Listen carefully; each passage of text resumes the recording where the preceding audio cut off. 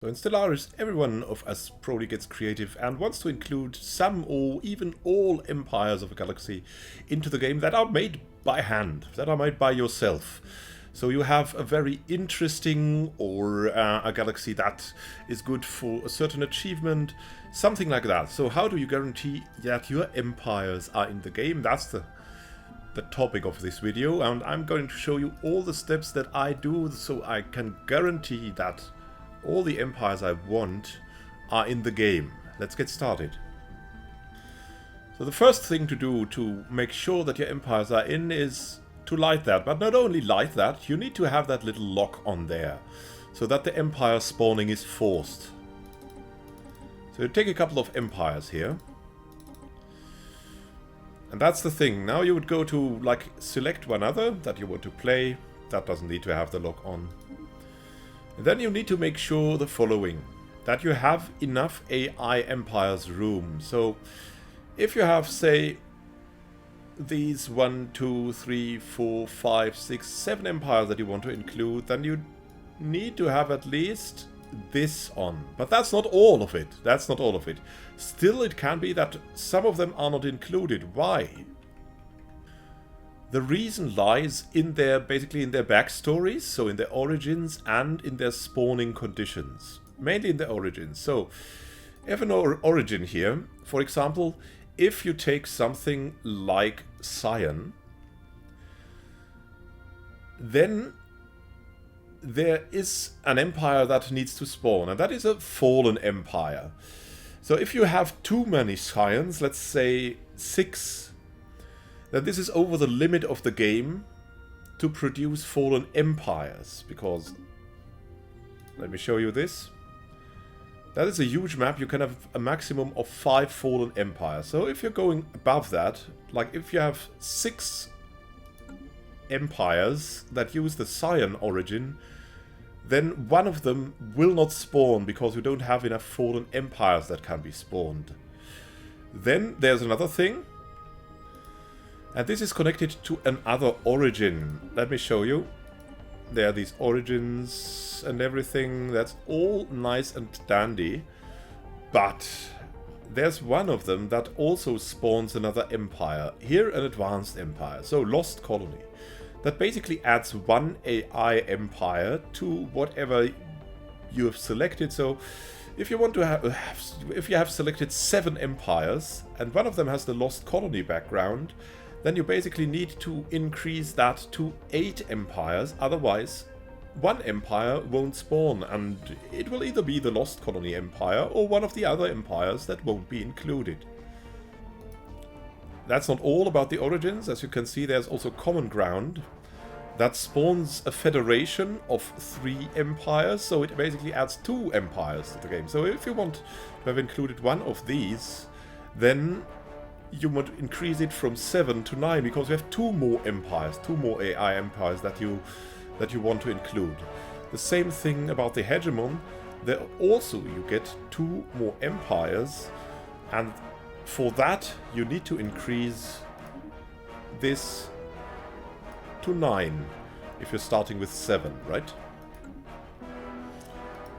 Then there's something else that is a little bit special, and I don't know why it does this. But it does it. Not if you're selecting this to play for yourself is absolutely fine, but here, that's the thing, starting solar system.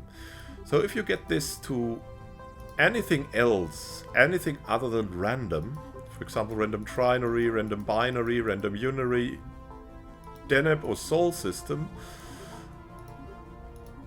Void Dweller Sol, then it's basically guaranteed that one of them, for some odd reason, will not be included. So the safe bet is to go random. So, I think we've guaranteed everything now. Now let's select an empire and see what else you can do to guarantee. Because it's trying out. You will also see if you have forgotten to change something in there.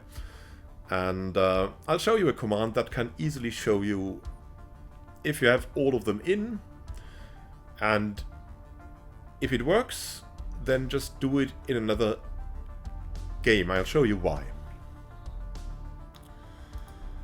So we're selecting the cute honeybee unity here.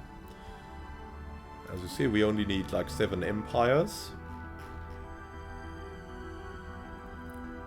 And like, it doesn't matter. You can select Iron Man mode, even if you pick the empires you include. You can select Iron Man mode.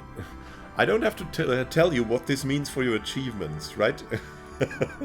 There's definitely some wiggle room there. So let me show you what happens. Of course, you do the game, and then if you've done the steps I've told you, then the empires will be included. But if you're not sure you've forgotten something, there's a way to check. So this is basically what I do before I start a Let's Play.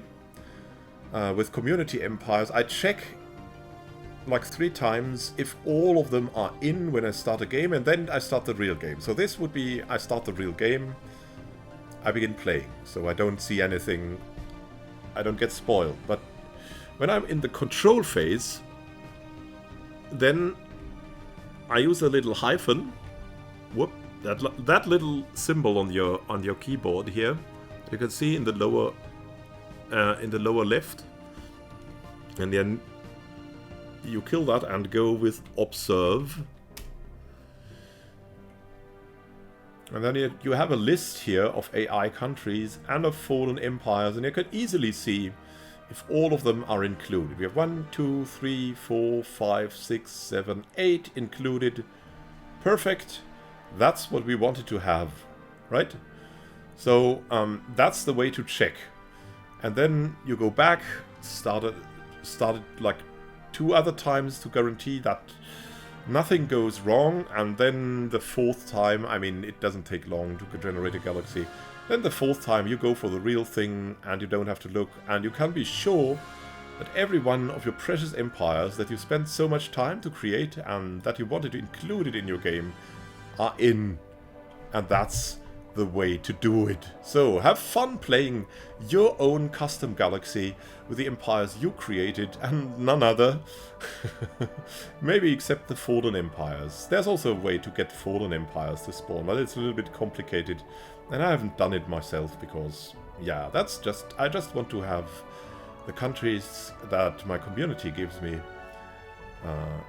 I want to guarantee that they are included because I want to show them, and I enjoy playing with that little bit of great background. So thank you for watching, and happy gaming to you. I hope this helped you. Have fun playing your custom galaxy. See you soon, and happy gaming.